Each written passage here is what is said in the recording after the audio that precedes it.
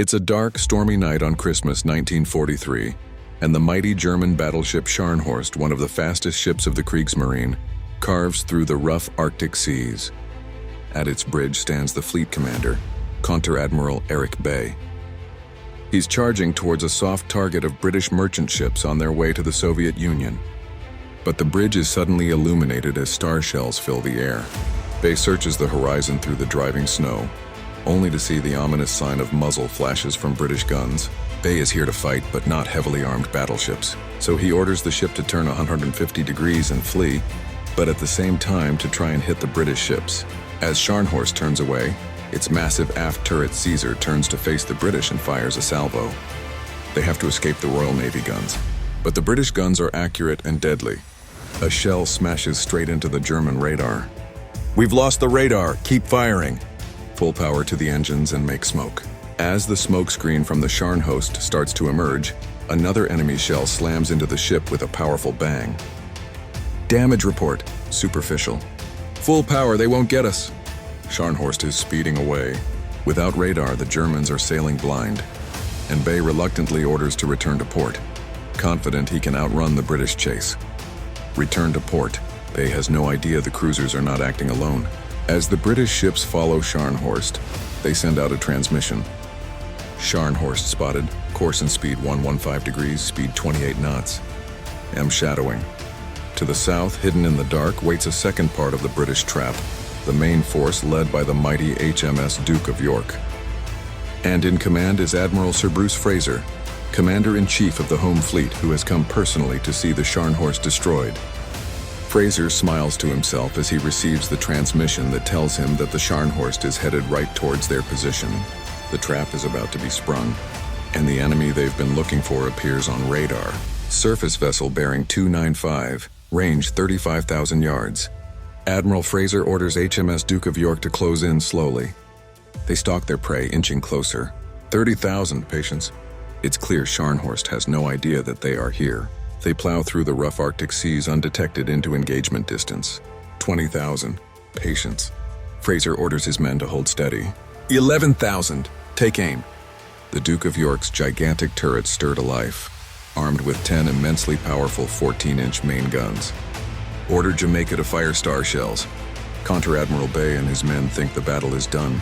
They are steaming south on their way to the port when suddenly, yet another star shell illuminates the sky directly in front of them.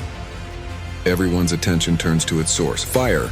The Duke of York opens fire with a full broadside.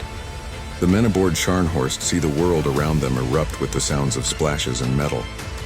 A single 14-inch shell punches directly through Anton, the foremost turret, killing everyone inside. To prevent the magazines from exploding, the second forward turret, Bruno, is also flooded. Bay realizes that they are trapped. He can't turn back because of the chasing cruisers, so his only option now is to escape to the east. Scharnhorst turns hard to port, as they return fire with all they have, which for now is just one turret. The enemy fire comes crashing down all around them. Another 14-inch shell smashes into Scharnhorst's superstructure, triggering a massive fire. The Germans realize that Bruno isn't aflame, and they've flooded it for no good reason. So the order is given to drain the magazine, and Bruno comes to life. Scharnhorst takes fire from the flank and behind as Bruno is rocked by a 14-inch shell. The turret is full of smoke and the crew have to evacuate. Scharnhorst proceeds at absolute maximum power as Caesar, their last turret, fires at the British ship. Back on the Duke of York, Fraser is getting nervous. Scharnhorst is steadily sailing away from the action. The Duke of York's guns are adjusting their aim, but an incoming salvo from the Scharnhorst strikes the ship, bringing the catastrophic news. "Sir, we've lost the radar." Without that radar, there is no way they can adjust their aim. "Make repairs and fast." Lieutenant First Harold Bates from the radar shack is already on it. He can see that the radar is drooping downwards.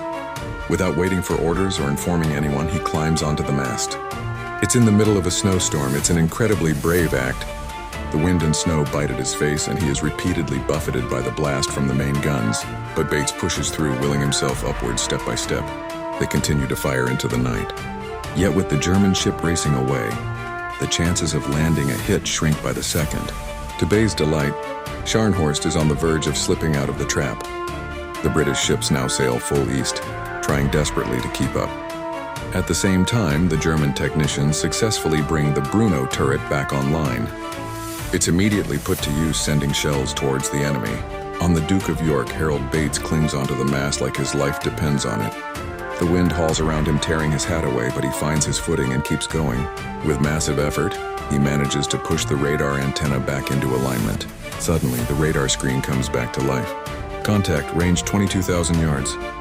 Radar reports Scharnhorst at 22,000 yards. That's over 10 nautical miles. It's within the range, but it's still a difficult shot in these conditions. Correct and fire, quickly! The guns adjust up and fire. 14-inch shells fly up into the sky. They travel for 30 eternal seconds, then they come down. A shell hits the Scharnhorst and passes through the thin upper belt armor, and finally explodes in boiler room number 1. Bay is horrified, he knows. It's over, damage report. Severe loss of steam, we've slowed down to 8 knots. It's not enough.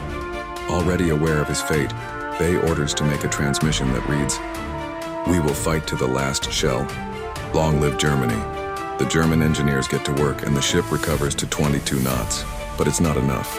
Her reduced speed makes her vulnerable to torpedo attacks. The British ships join the main force from the north.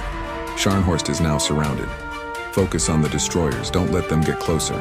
The German 15-centimeter secondary turrets target one of 4 destroyers approaching, but there's far too many of them. 2 make the charge and release 8 torpedoes towards Scharnhorst. A British torpedo finds its mark and rocks the German battleship. Then the 2 other destroyers make their run, releasing 12 torpedoes towards the Scharnhorst. 1 impacts on port and 3 more on starboard, all in quick succession. The ship shudders and groans. It begins taking in water and slows down to 10 knots. Launch torpedoes. Bay orders Scharnhorst to turn around and attempt a torpedo run of its own, but the ship is too wounded. Only 1 torpedo is launched and it misses. Scharnhorst is surrounded by the British ships and is pummeled into submission. Its secondary turrets continue firing. Even with the ship burning and entirely boxed in, the men continue firing to the last. The Caesar turret fires again and manages to hit a destroyer. The British destroyers push forward again and perform another torpedo attack at point-blank range. 5 explode against Scharnhorst's hull. The Caesar turret, which was the first to fire in the battle, is damaged and finally falls silent. Huge amounts of water have poured into the many holes and the ship begins to list.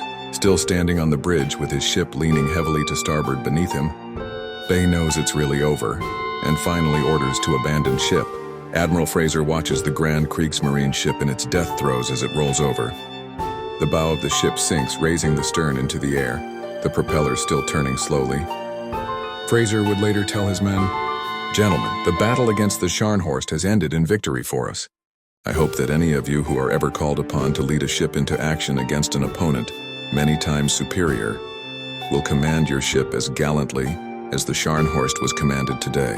Of Scharnhorst's 1968-man crew, only 36 were pulled alive from the water. Counter-Admiral Eric Bay was not among them. To watch another epic naval engagement, click this link and see when a destroyer rammed a U-boat and left the crew in the water.